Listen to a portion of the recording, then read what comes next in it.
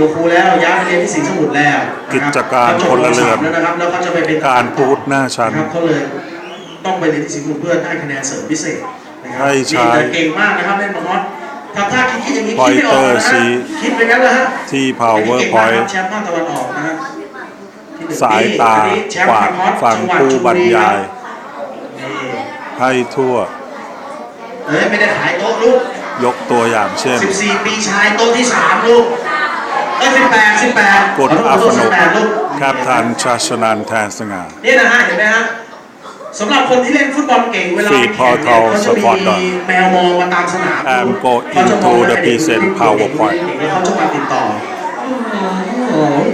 มีเหนานี่ครับ4คนนี้ครับบรรยายเสร็จแล้วให้ใช้ DN Any question please ให้ในนามสโมสรสามารถมีรายได้นะครับแล้วก็